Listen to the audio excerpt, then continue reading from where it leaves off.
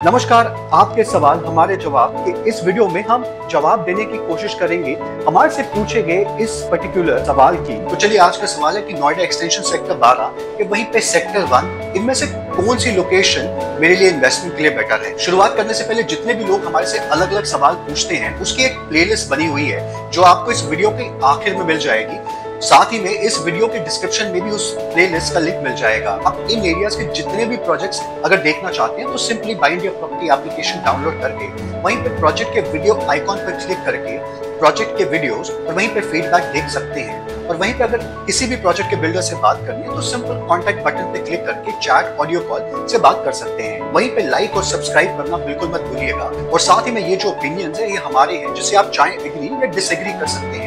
और अगर आपके भी कुछ थॉट्स हैं वो भी हमारे साथ कमेंट्स के माध्यम से जरूर शेयर कर सकते हैं। तो चलिए शुरुआत करते हैं और जानते हैं कि हमारा असेसमेंट क्या है। तो चलिए शुरू करते हैं कंपैरिजन। लोकेशन वाइज सेक्टर 12 गोर चौक से 8 किलोमीटर की दूरी पे है और वहीं पे सेक्टर 1 केवल 2.7 किलोमीटर। वहीं पे सेक्टर 51-52 सेक्टर 12 से 15 किलोमीटर और वहीं पे सेक्टर 1 10 किलोमीटर की दूरी पे है। वहीं पे अक्षरधाम सेक्टर 12 से 29 किलोमीटर और वहीं पे अक्षरधाम से सेक्टर 1 केवल 22 किलोमीटर का है। दोनों सेक्टर से दिल्ली जाने के लिए गोर चौक पे आना जरूरी है और गोर चौक से NH24 के 14 लेन एक्सप्रेसवे पे जाके दिल्ली की तरफ जाया जा सकता है। सेक्टर 1 से अगर नोएडा जाना हो तो एक ऑल्टरनेटिव रूट हिंडन की तरफ से भी है, जिसकी वजह से सेक्टर 1 में रहने वालों को 2 रास्ते आने जाने के लिए मिलते हैं और वहीं पे सेक्टर 12 में रहने वाले लोगों के लिए केवल एक ही सड़क आने जाने के लिए है। इन दोनों सेक्टर्स के बीच में लोकेशनल एडवांटेज और डिसएडवांटेज क्या है। सेक्टर 12 में नोएडा से मेट्रो प्रपोज्ड है जो कि 2 फेजेस में बनेगी और हमें लगता है कि जब ये काम शुरू होगा कम से कम 10 साल इसको कंप्लीट होने में लगेंगे, जिसकी वजह से गौर चौक से लेके सेक्टर 12 पे क्योंकि कंस्ट्रक्शन चलता रहेगा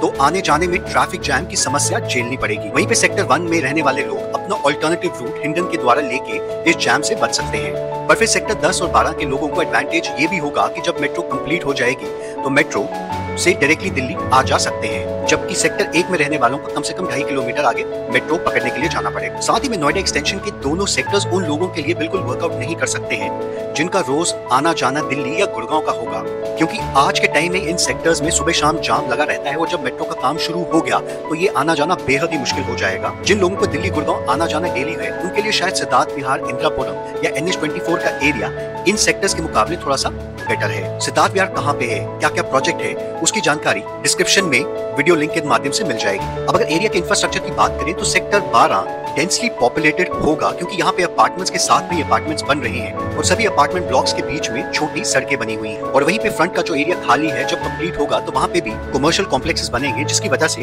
एरिया थोड़ा सा और ज्यादा डेंसली पॉपुलेटेड हो जाएगा। पर एक एडवांटेज इस एरिया को जरूर मिलता है क्योंकि ये एरिया भी डेवलप हो रहा है और इस एरिया में केवल प्रीमियम सेगमेंट्स के अपार्टमेंट्स बन रहे हैं, तो जो भी जेंटरी इस सेक्टर में होगी वो सारी एलीट और अपर मिडिल क्लास और एफ्लुएंट क्लास ही होगी। पर इस एरिया को डेवलप होने में और रहने लायक होने में कम से कम 4-5 साल का टाइम जरूर लगेगा।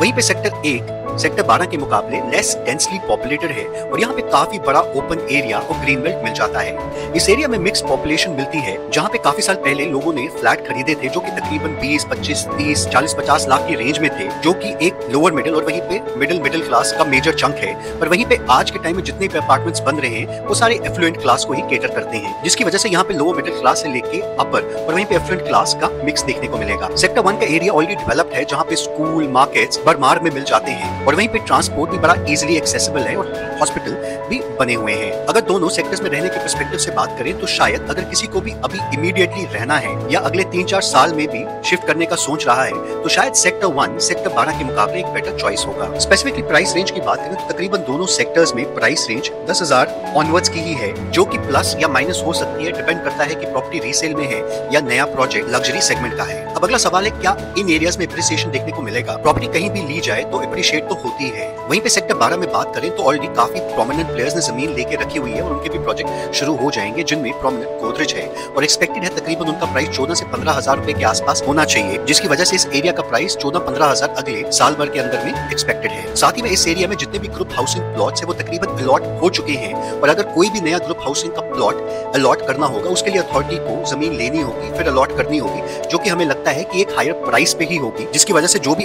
आगे जाके प्रोजेक्ट आएंगे वो भी महंगे ही होंगे। है। वहीं पे सेक्टर 1 की बात करें तो सेक्टर 1 का सबसे बड़ा एडवांटेज है कि ये सेंट्रल नोएडा के साथ में लगा हुआ सेक्टर है, जिसकी वजह से जितने भी लोग सेंट्रल नोएडा में अपने लिए फ्लैट नहीं ले पाते बिकॉज ऑफ अवेलेबिलिटी या वहीं पे कीमत, उनके लिए सेक्टर 1 एक बिल्कुल परफेक्ट चॉइस बन जाता है, क्योंकि सेक्टर 12 उन सभी लोगों के लिए बहुत दूर पड़ता है। और आने वाले टाइम में भी अगर कोई भी फ्लैट नोएडा में देख रहा है पर उसको अपनी रिक्वायरमेंट के हिसाब से नहीं मिलता है तो सेक्टर 1 उनका प्रेफर्ड डेस्टिनेशन रहेगा। उसके बाद में सेक्टर 10 और 12। अगला सवाल है कि दोनों सेक्टर्स में से प्रॉपर्टी बेचना किस में आसान होगा। सेक्टर 1 क्योंकि नोएडा के साथ में लगा हुआ तो ऑब्वियसली इसमें लेने वाले लोगों की संख्या ज्यादा होगी और वहीं पे सेक्टर 12 में थोड़ी सी रिलेटिवली कम। पर वो सभी लोग जो अपने लिए डायरेक्ट मेट्रो कनेक्टिविटी में भी फ्यूचर के हिसाब से देख रहे हो और साथ ही में अपने आसपास में प्रीमियम और एफ्लुएंट जेंटरी चाहते हो तो शायद सेक्टर 12 उनके लिए प्रेफर्ड ऑप्शन हो सकता है।